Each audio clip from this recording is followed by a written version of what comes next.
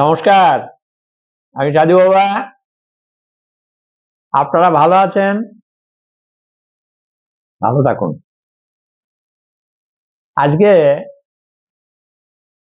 এই আমরা সাধারণ মানুষের সাধারণ কথা কিছু বলি। হ্যাঁ, এই আমরা এই পৃথিবীতে বাস করছি আমাদের মতো করে। তো এই পৃথিবীতে বাস করছি ঠিকই, কিন্তু এই পৃথিবী থেকে আমরা কি ঠিক রাখছি? মনে হয় রাখছি না। কারণ এই পরিবেশ দূষণ হচ্ছে। আমরা নিজেদের মধ্যে ভুল বুঝাবুঝি হেতু একে অপরকে অনেক সময় দোষারোপ করছি, আবার অনেক সময় ভালোও বলছি। হ্যাঁ, এই যে আমাদের কত কত ভুল, যার ফলে এই ভুলের মাসুল গুনতে হচ্ছে। একটা ভুল সারা জীবন বয়ে বেড়াতে হচ্ছে দুঃখ কষ্ট জ্বালা যন্ত্রণা নিয়ে। এই ঈশ্বর আমাদেরকে অনেক কিছু দিয়েছেন। হ্যাঁ, যেমন আমাদেরকে জ্ঞান দিয়েছেন, বুদ্ধি দিয়েছেন, সেই সঙ্গে মায়া মোহ ভালোবাসা এগুলোও দিয়েছেন। আমরা সেগুলোকে ঠিক ঠিক কাজে লাগাতে শিখলাম না, তাই না? যার ফলে হ্যাঁ, জ্ঞান হয়তো কোথাও একটু কম আছে, সেটাকে নিয়ে যদি একটা কালচারে থাকে তাহলে জ্ঞানটা বেড়ে যায়। হ্যাঁ, কিন্তু জ্ঞান যেগুলো একটু কম আছে সেগুলোকে বাড়াতে হবে তো। হ্যাঁ, ধরুন কেউ ইংরেজি জানে না, তা একটা ইংরেজি বলা লোকের পাশে তাকে থাকতে হয়। হ্যাঁ, এই চা করে দেওয়া, জল এনে দেওয়া, হ্যাঁ, এই নানা রকম কাজের জন্য টুকিটাকি আছে। ইংরেজি বলা লোকটা বাবু গোছের লোক, তো সেই বাবু মাঝে মাঝে ইংরেজি বলে তার বন্ধু বান্ধবদের সঙ্গে, আর ওগুলো শোনে। শুনে শুনে তার ইংরেজি বলা অভ্যাস তারও হয়েছে, সেও কিছু কিছু ইংরেজি শিখে ফেলেছে। বাবুর সঙ্গে একদিন কথা বলতে বলতে একটা ইংরেজি বলিয়ে দিয়েছে। বাবু বলছি, কি রে তুই ইংরেজি কি করে জানলি? বলছে, বাবু আপনি তো বললেন, আপনার ওই শুনে শুনে আমি শিখে গেছি। তা আমরা এই অনেক সময় এই শুনে শুনে অনেক কিছু শিখেছি, এটা সত্যি কথাই। যেমন ধরুন আমরা কথা বলতে শিখেছি যখন, তখন বাবা মা কাকা খুড়ি জেঠা জেঠি এরা যে ভাষায় কথা বলছে, আমরা মাতৃভাষা যেটা, সেটা তো শুনে শুনেই শেখা, তাই না?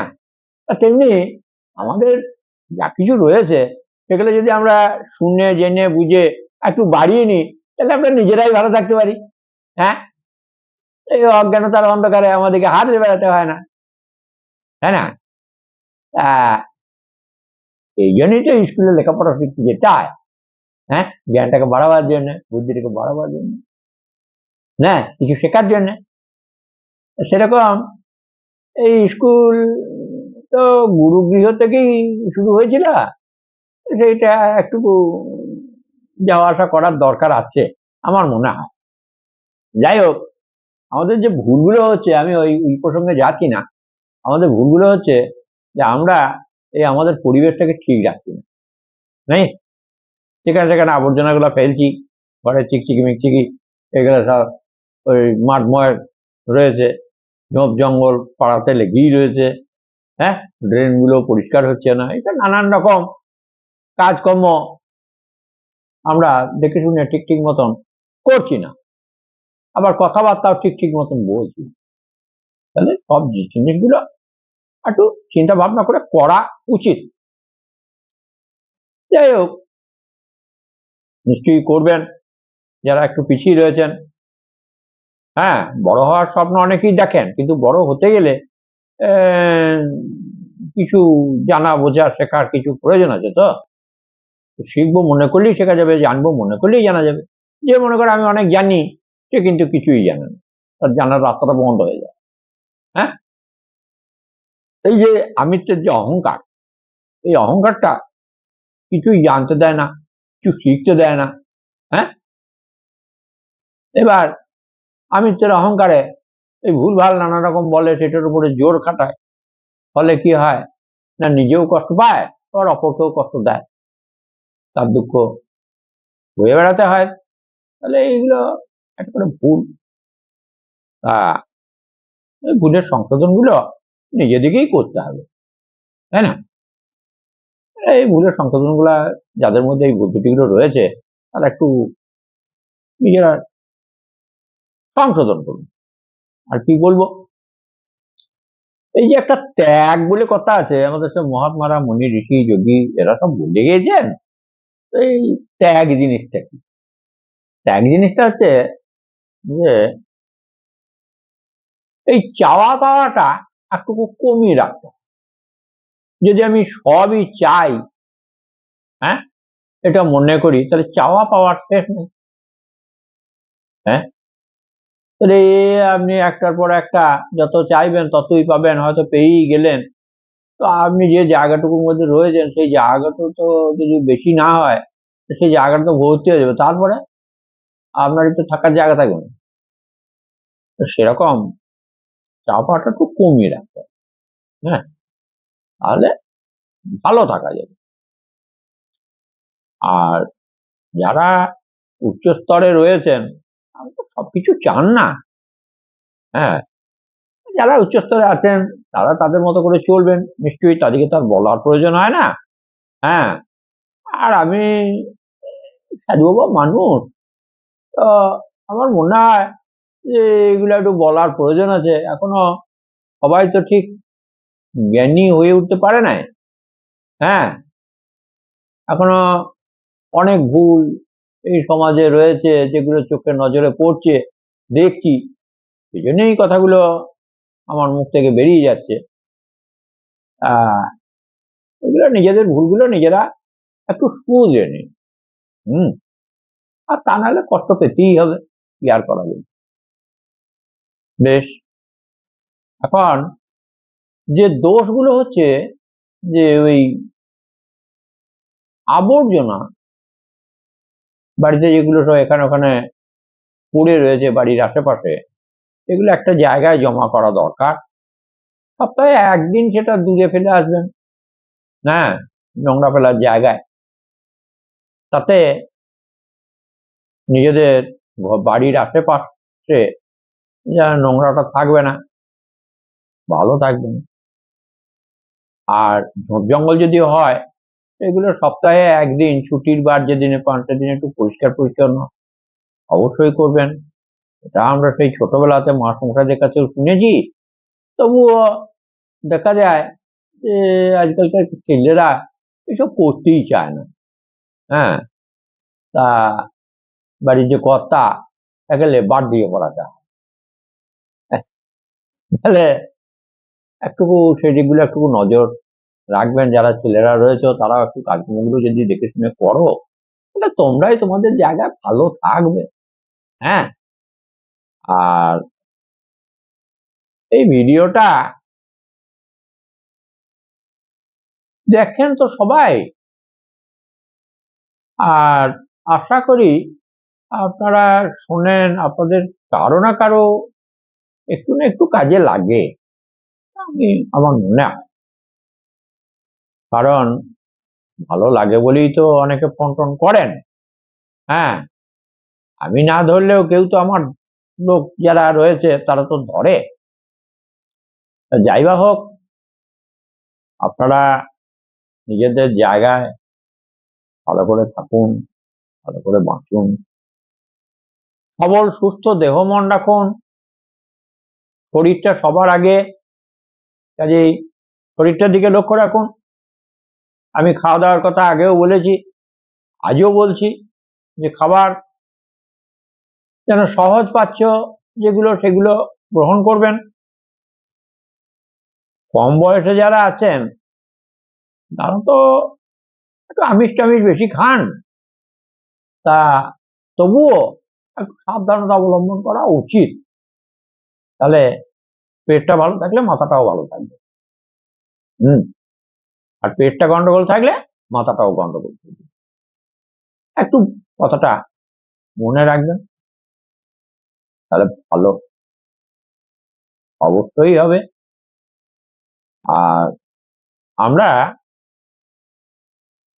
অনেক কিছু পেয়েছি, অনেক কিছু জেনেছি।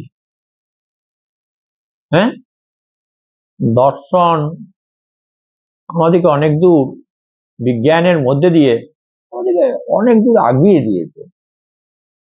কিন্তু অনেক কিছু জানতে গিয়ে এই ছোট ছোট জিনিসগুলো যেন লোপ পেয়ে যাচ্ছে, তাই না? দেখুন, আমরা বিজ্ঞানের জন্য অনেক কিছু আবিষ্কার হয়েছে। হ্যাঁ, এদের থেকে এই গ্রহ থেকে অন্য গ্রহে আমরা পাড়ি দিতে শিখেছি। তারপরে বহু যন্ত্রপাতি তৈরি হয়েছে, দ্রুতগামী যানবাহন তৈরি হয়েছে। হ্যাঁ, এটা তো মানুষই করেছে। তাহলে আমাদের জ্ঞানও প্রচুর দিয়েছেন, আরো দেবেন। কি করে হয়েছে? না, শিখে, কালচারে। তেমনি মানুষ অনেক উপরে উঠতে পারে। হুম। তা যদি চেষ্টা করে, আর যদি চেষ্টা না করে তাহলে কিছুই হবে না। হ্যাঁ, আর যারা চেষ্টা করেছে তারা কিন্তু সমাজের সব থেকে উঁচু জায়গায় রয়েছে। না, তাদের মান সম্মান, চলাফেরা, হ্যাঁ, তাদের আলাদা রকম।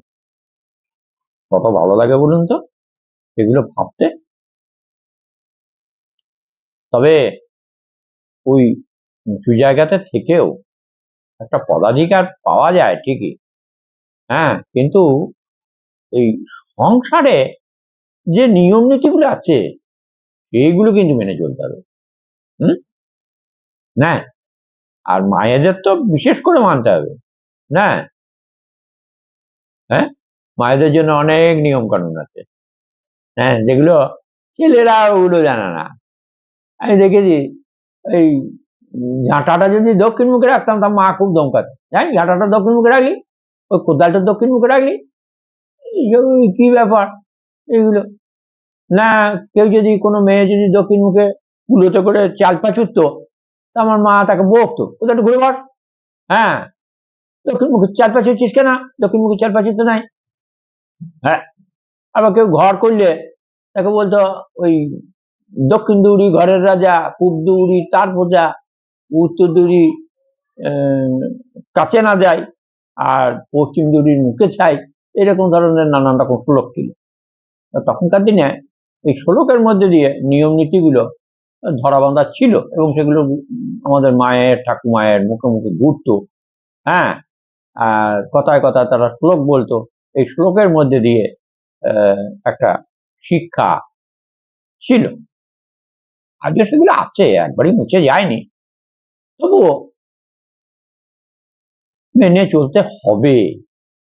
এই সংসারের যে নিয়ম নীতিগুলো আছে সেগুলো সংসারেই মানতে হবে।